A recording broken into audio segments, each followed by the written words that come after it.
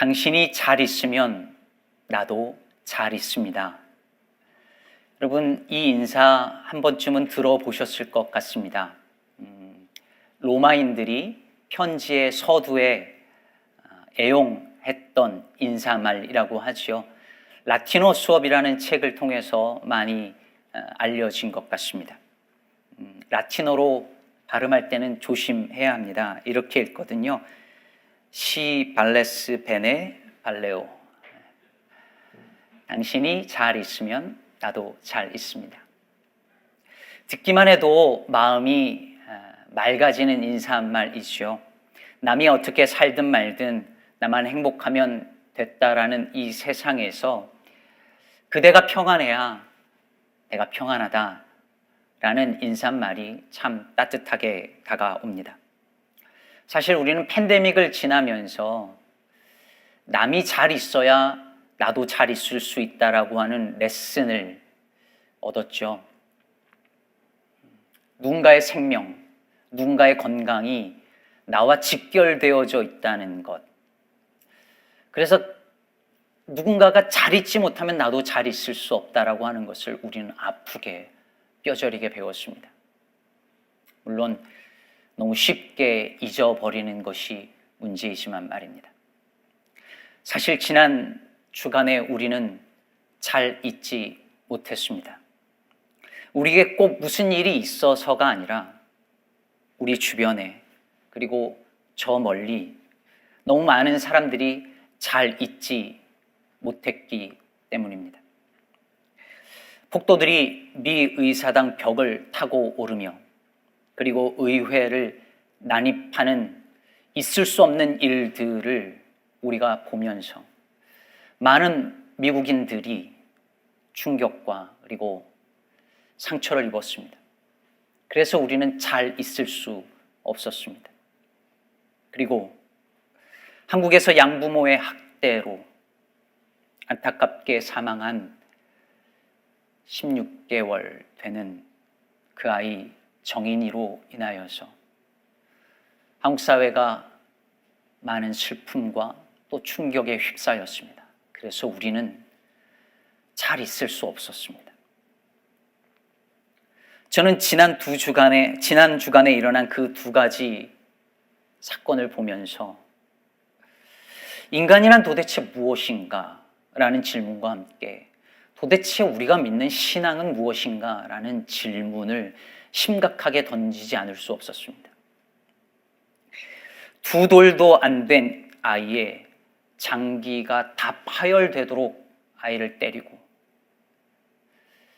장기 뒤쪽에 있다고 우리가 알고 있는 그 췌장이 교통사고 수준으로 절단되도록 만든 그 양부모가 기독교인이며 심지어 두 사람 모두 목사의 아들이고 딸이라는 사실 앞에 기가 막혔습니다. 사람들은 어떻게 신앙을 가진 사람이 더군다나 목사의 아들, 딸들이 어떻게 그럴 수 있을까라고 묻습니다.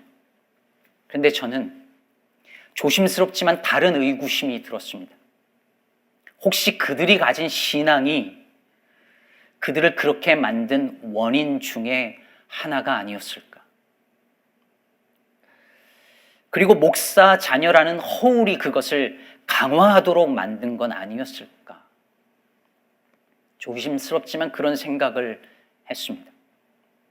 미 의사당에 난입한 폭도들 사진들이 영상들이 뉴스를 통해서 보여지는데 저 같은 목사의 눈에 금방 들어오는 사진들, 이미지들, 문구들이 있었습니다. 이런 것들입니다. Jesus 2020 그리고 예수 이미지와 이스라엘 국기 그리고 God, Gun and Trump sign 그리고 저기 작게 보이지만 Jesus saves. 여러분 그냥 지나칠 수 있지만 저 Jesus saves는 다음 사진에서 보는 것 같이 과거 백인 우월주의자들인 KKK가 사용하던 문구였습니다. 저 모습들을 보면서 누군가는 어떻게 기독교인들이 저럴 수 있지라고 묻습니다. 그러나 저는 저들이 가진 신앙이 저들을 저렇게 만들었다고 생각합니다. 그리고 바로 여기에 저의 깊은 고민이 있습니다. 오늘 본문에 보면 세례 요한이 요단강에서 회개의 세례를 베푸는데 많은 사람들이 모여듭니다. 아마 대부분 다 유대인이었을 것 같습니다. 그 다음 맥락을 보면 그것을 짐작하게 만듭니다. 그런데 세례 요한이 그들을 향해서 독서를 내뿜습니다.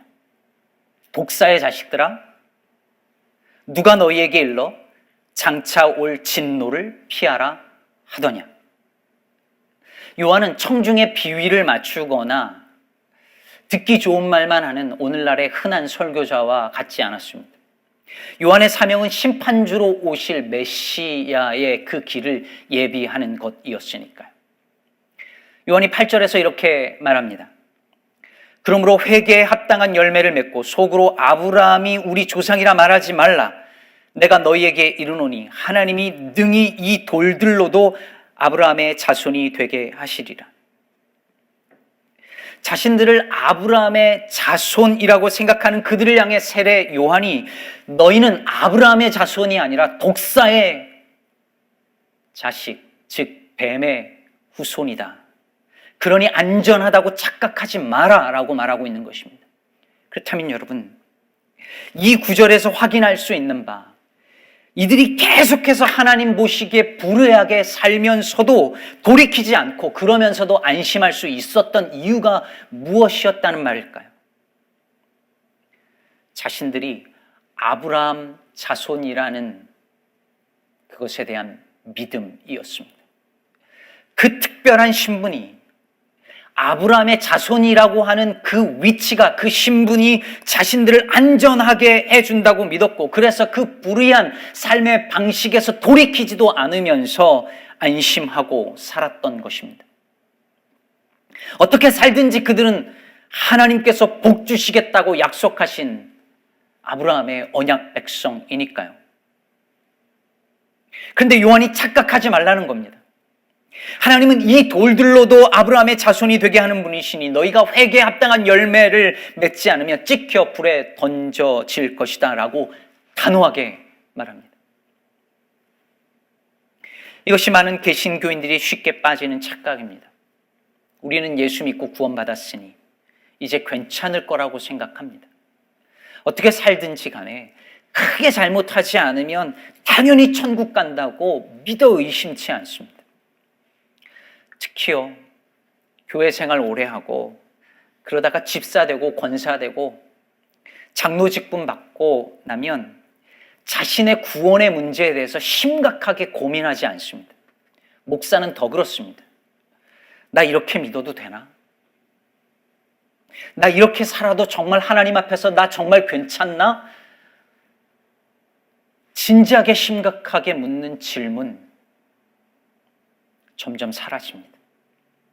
내 오랜 신앙생활의 횟수가, 내가 받은 직분이, 내가 평생 쌓아온 그 새벽 기도가, 내가 알고 있는 성경 지식이 나를 안전하게 지켜주면서 지켜줄 거라고 착각하면서 살게 됩니다. 교회를 다니고요, 예배를 드리고 기도하고 찬양하고 성경을 읽고 교회 봉사하다 보면 내가 좀 괜찮은 사람이라는 생각이 들기 마련입니다. 좀 좋은 사람, 내가 그래도 나쁜 사람은 아니라는 생각이 듭니다. 그렇게 자기 의와 종교적인 의가 계속 쌓아지다 보면 어느새 심각한 문제에 이릅니다. 내가 누군지 내 실체를 제대로 볼 수 없게 됩니다.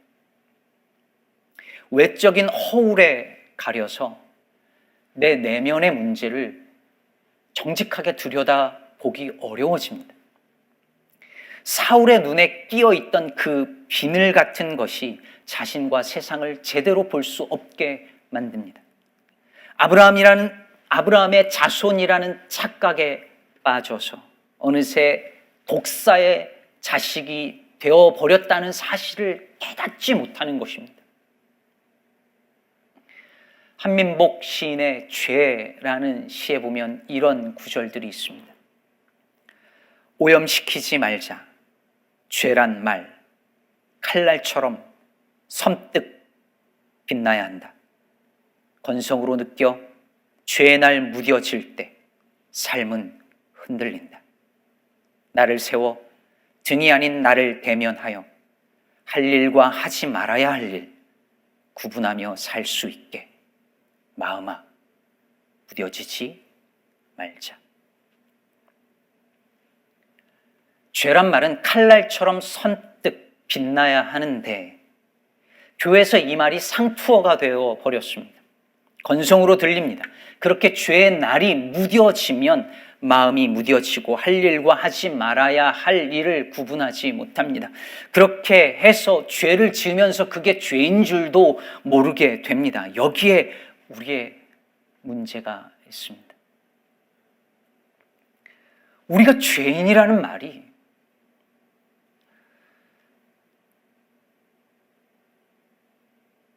그 말을 들어도 아무 충격이 없습니다. 우리가 은혜로 구원받았다는 사실이 더 이상 놀랍지 않습니다. 사랑하는 여러분, 우리는 말씀 묵상이나 설교를 듣고 난 후 뭔가를 깨닫거나 감동을 받고 나면 내 일상에서 삶의 방식을 단 하나도 바꾸지 않아도 내가 그 말씀에서 요구하는 것을 지킨 것처럼 착각할 수 있는 사람들입니다. 회개 기도를 드리고 나면 그 회개에 합당한 열매를 단 하나도 맺지 않고도 마치 회개했다고, 아니 용서받았다고 착각할 수 있는 사람들이 바로 저와 여러분들입니다. 오늘 세례 요한이 독사의 자식들아 라고 말한 사람들이 바로 그런 사람들이었습니다. 그들을 향해 요한이 말합니다. 누가 너희에게 일러 장차 올 진노를 피하라 하더냐. 즉 누가 너희에게 장차 올 진노를 피할 수 있다고 말하더냐. 착각하지 마라. 9절에는 이렇게 이어서 말합니다. 이미 도끼가 나무 뿌리에 놓였으니 좋은 열매 맺지 아니하는 나무마다 찍혀 불에 던져지리라. 그러자 거기 있던 무리들이 요한을 향하여 이렇게 질문을 던집니다. 그러면 우리가 무엇을 하리까? 요한이 대답합니다. 옷 두 벌 있는 자는 옷 없는 자에게 나누어 줄 것이요 먹을 것이 있는 자도 그렇게 할 것이니라. 자신이 가진 소유를 가지지 못한 자들과 기꺼이 나누라는 것입니다. 거기에는 세리들도 세례를 받기 위해서 모였는데요. 세리들도 같은 질문을 던집니다. 선생이여, 우리는 무엇을 하리까? 요한이 다시 답합니다. 부과된 것 외에는 거두지 말라.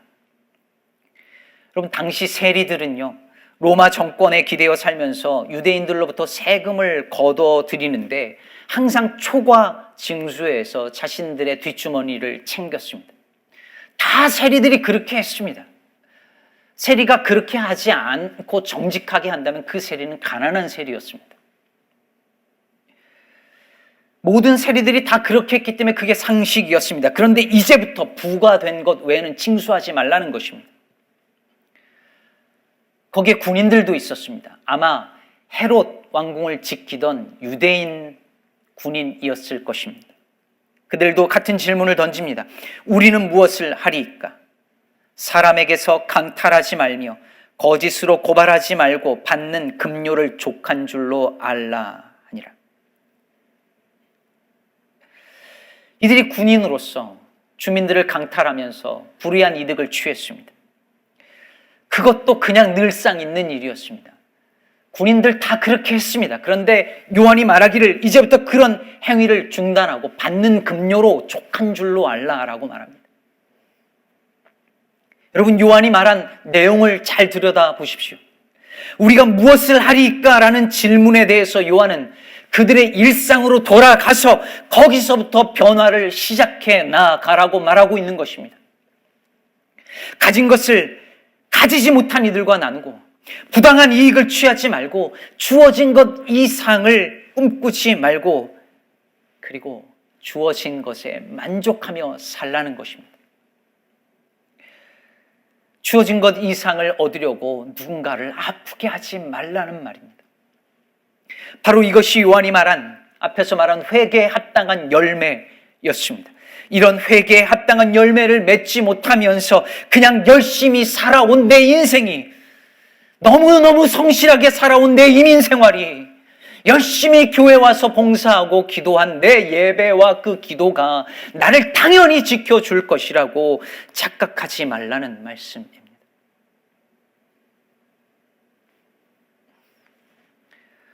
성서유니온의 김주련 대표가 최근에 어린이를 위한 신앙 낱말 사전이라는 책을 냈는데요.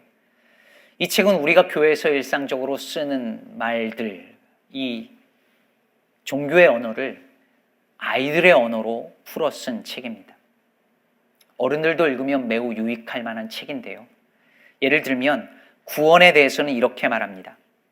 구원은 소방관의 도움을 받아 불이 난 집에서 무사히 밖으로 나오게 되는 거예요. 죄에 대해서는 이렇게 풀었습니다. 죄는 나만 생각하는 거예요. 언제나 나 혼자만 더 좋은 것을 차지하고 싶어하는 마음이에요. 여러분, 이렇게 클리셰가 된 우리들의 상투어가 된 우리들의 신앙 언어를 일상 언어로 바꾸는 게 얼마나 중요한지 모릅니다. 거기서부터 우리가 그냥 당연하다고 생각했던 것들이 낯설어지고 새로워지거든요. 이 책에서 회개에 대하여서 이렇게 설명합니다.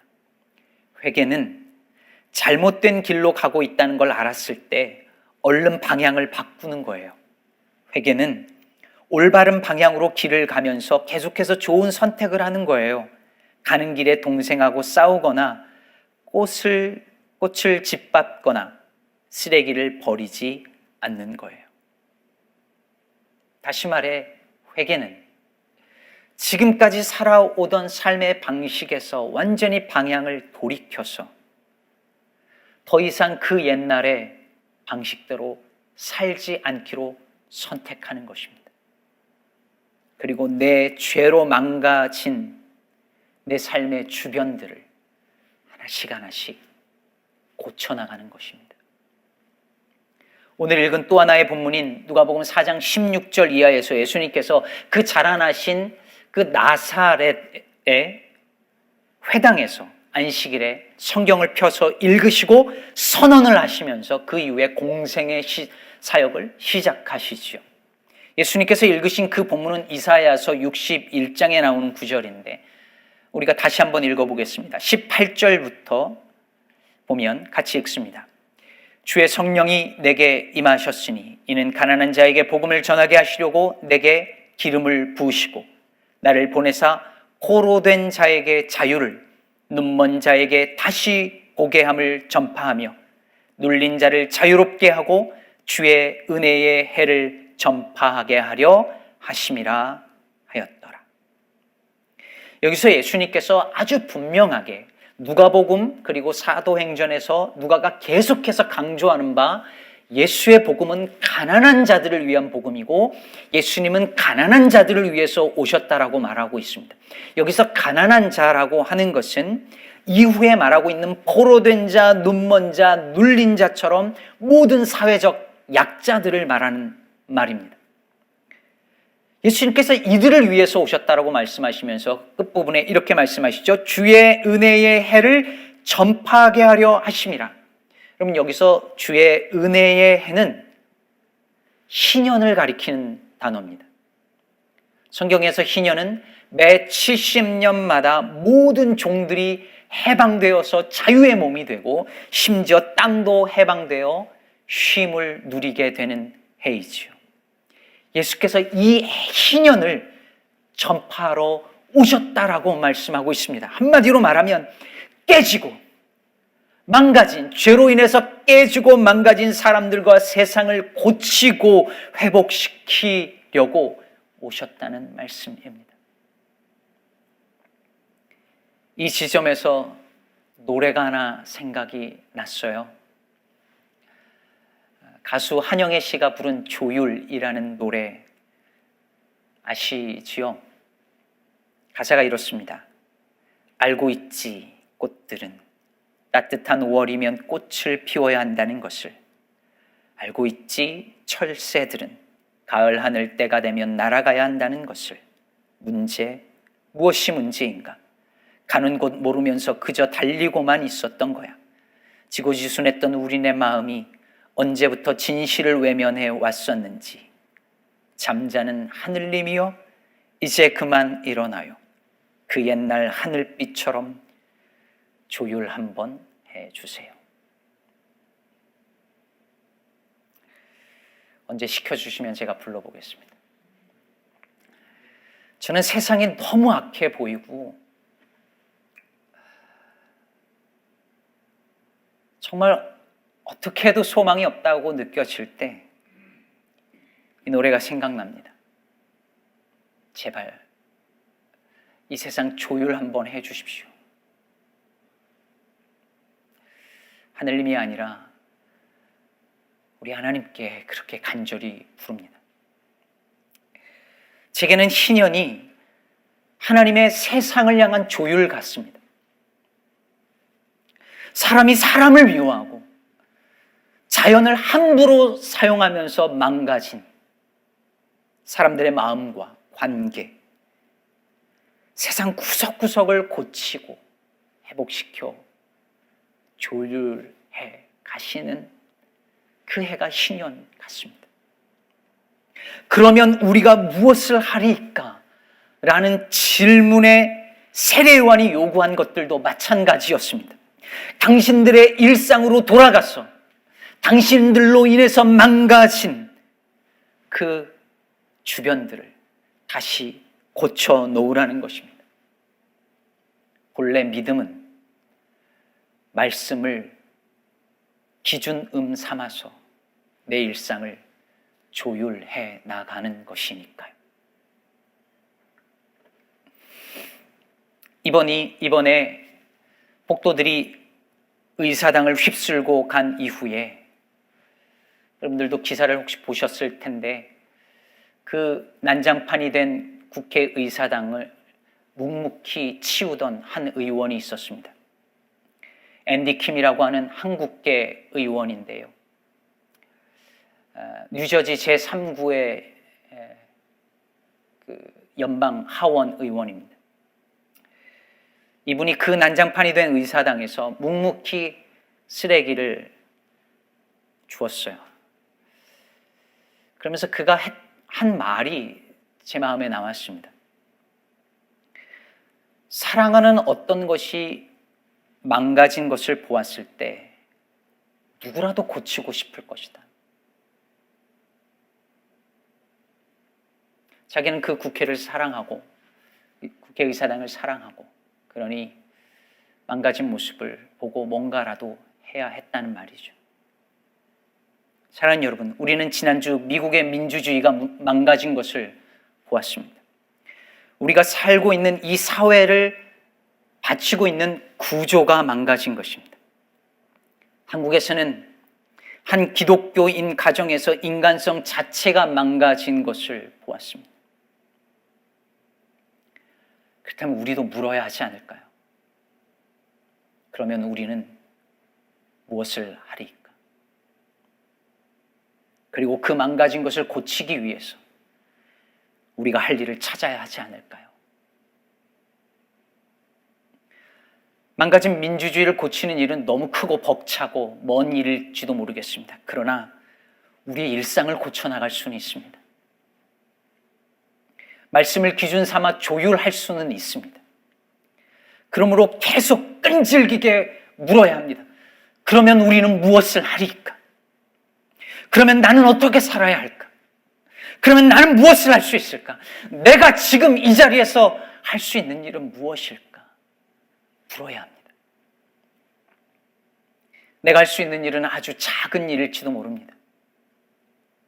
그저 쓰레기를 줍는 일이거나 정종수 시인이 말했듯이 길가에 돌 하나 주워 신장로 끝에 옮겨 놓는 일 정도일지 모릅니다.